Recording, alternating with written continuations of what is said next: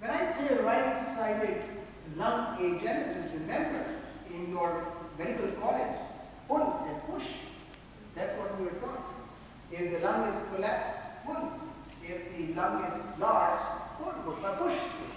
Yeah, push and pull. So that's what is happening, and that may be giving you some additional diagnosis or information. Now this is the aorta, normal aorta, and the apex is pointing just the opposite. So, very good. That's dextrocardia. Let's see if you were right. Yes, you were right. Dextrocardia.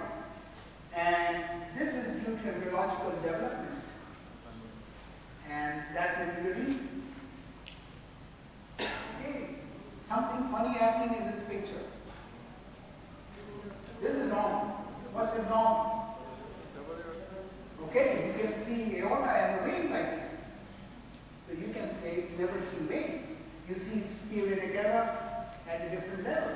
Vein behind the fourth chamber view, this may be IVC infraction with the xylus vein and left isomeris. You never see a vein at the level of the aorta. And if you see something is abnormal, what is abnormal is left isomeris. Okay. Here we see the aorta on the left-hand side, the heart. The heart is on the left side, but the aorta is found on the right side. That's not normal. Very good. Let's see that. If you are right. So, if the finding on the right descending aorta, it may be due to tetralogy of fellows. Very important diagnosis. See why I said aorta should be seen on the left side. When you make a division of the chest, you must just touch the aorta. If you make these habits regularly, you will say, hey, excuse me, this descending aorta is not the right hand side. I must look for tetralogy of below, truncus arteriosus, right-sided aortic arch, and pulmonary vein. These are the findings which can be related to it. Okay? Okay. Anybody can guess? Very good. That's a large heart.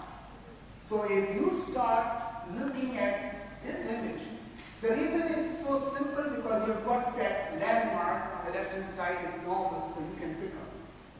If by chance you are not concentrating on the enlargement, which means you did not do the circumference of the heart and the chest, you are going to miss the diagnosis. This is enlarged heart, cardiomyopathy, cardiomyopathy. So global enlargement of the heart, what could be the reason? Then you are feeling anemia, storage disorders, endocardial fibromatosis, ischemia and infection. That can enlarge the heart. So you are heading towards the diagnosis on the basis of what I've already told you, that what that heart is. And it could be because of chorioangioma, obstructive lesion, vein of Galen aneurysm, chest is small. These two structures on the last, chest is small. It's just like if I fill up the glass with half with water, some of you, 50% will say it's half empty. 50% of will say half full. Both are right. So, when we say chest is small, it could be small. The only way to know that it's small is to then take the abdominal circumference and the chest circumference. Only then you will know that this is small. If you don't do that, you will always talk about enlarged heart, because Dr. Musarat said, when you take the chest, look at the heart, it should be 1/3. It's not 1/3. You forgot the diagnosis that it was the chest which was small, and that could be related to skeletal dysplasia. What's wrong in this picture? This is the left side. The right side. Very good. So you made a very nice diagnosis of the wall. And this is thick myocardium. Thick myocardium means hypertrophy of the cardiomyocytes. and that may affect the the contractility and I already gave you the diagnosis. So it's a localized enlargement of the heart. It may be due to tumor, rhabdomyoma, and diabetic cardiomyocytes, myocardial infarction, in which you can see localized treatment. So, what's that? Very good. So, smart people are sitting here, they're making the diagnosis so fast that I don't have to stop localized dilatation, possible diverticulum, and residual dilatation, pericardial cyst. And that's the enlarged right atrium. Very good. Enlarged right atrium. Enlarged right atrium, if you have diagnosed on the basis of four-chamber view, you can indirectly relate that what will be the possible causes. Epstein anomaly. Epstein anomaly is that the flap, if you measure the tricuspid and the mitral, I told you, make a dotted line, 1 millimeter down and 1 millimeter up, that's what I said. If you make that a routine habit, you say it's Epstein anomaly. And you will say it's idiopathic right atrial enlargement. And you can say it's a tricuspid regurgitation, because when there is regurgitation, the right atrium is going to get enlarged. So you are diagnosing tricuspid regurgitation on that basis. Okay, we can see this blue line right here, which is okay. Now you can see it much better. That means pericardial effusion. So the color is so dim. I guess it's pericardial effusion. Now, pericardial effusion, if you see, even if it's minimal, think about tricycle 21, think about HLHS, and think about Orient-Jones. So it's a very important diagnosis to make. And of course, all those. If the heart is at the right side, heart is always this way, but the stomach is on the left side. This is the left side, the stomach is going on the right side. This means what? The stomach is going on the right side. So it's the right-sided stomach, which means situs inversus. That's important diagnosis. Now, instead of that, the stomach went on the left side, even the apex went on the left side. That's a difficult diagnosis. How do you make this diagnosis? The only way you can make the diagnosis is make sure that where is the head. Is it cephalic or breech?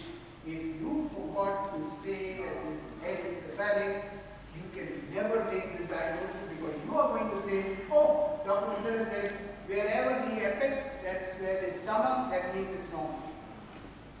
This relationship of situs inversus and dextrocardia can only be made when you have relationship with where is the head, cephalic or breech. If you forgot that, you have missed the diagnosis. So that's the stomach and heart on the left side, situs inversus with dextrocardia. The stomach is on the left side, but the heart apex is on the other side. It is dextrocardia. So when it is dextrocardia, it is the neurological developmental anomaly. Okay, this is the picture which I wanted to mention back and forth again. If you have memorized this picture nicely, you can do wonderful with your intellect. Remember, this is the stomach.